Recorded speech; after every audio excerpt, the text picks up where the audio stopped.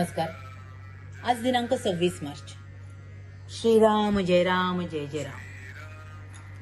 प्रपंचातले विषय सुख हे खरे सुख नाही. नमस्कार. आज दिनांक 26 मार्च. श्रीराम जय राम जय जय राम.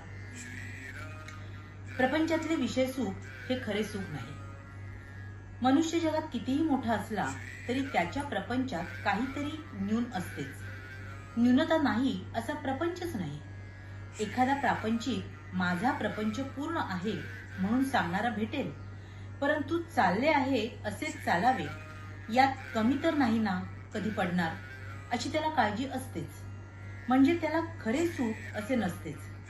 एखादा अत्यंत विषयी त्याला कदाचित काळजी नसेल.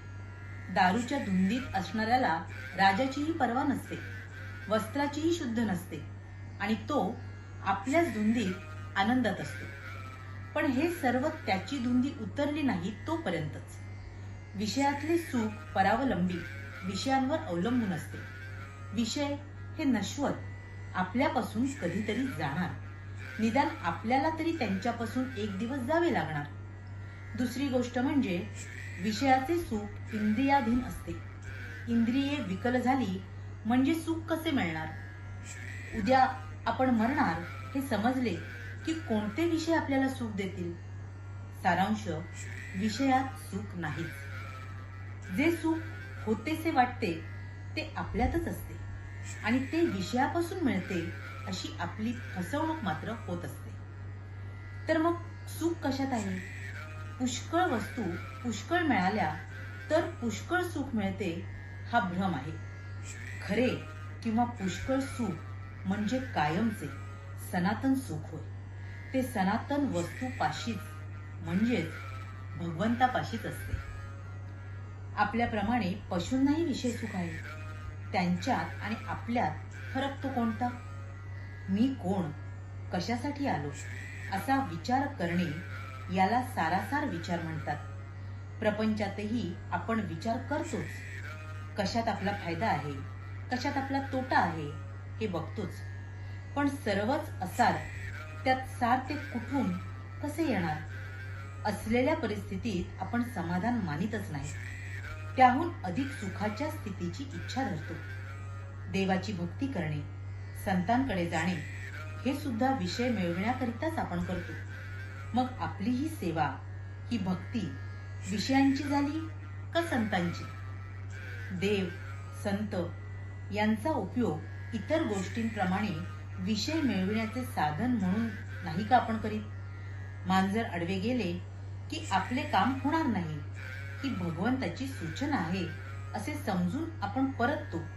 पण एक बायको मेली की दुसरी करण्याच्या विचाराला लागतो. सारांश, आपले ध्येय विषय हे असते आणि ते मिळविण्याची आपली खटपट असते. खरोखर जो मनुष्य प्रपंचातला आपला अनुभव जमेस धरीत नाही तो कशाने शहाणा होत नाही.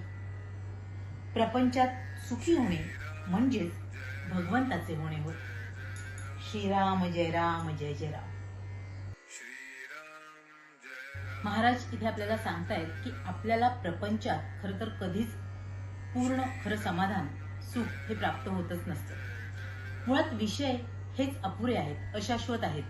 आपण त्यात अडकून पडतो, गुंतून राहतो आणि त्यातनं आपल्याला कधीतरी पूर्ण सुख मिळेल याची फक्त कल्पनाच करत राहतो आणि तो निव्वळ आपला भ्रमच ठरतो.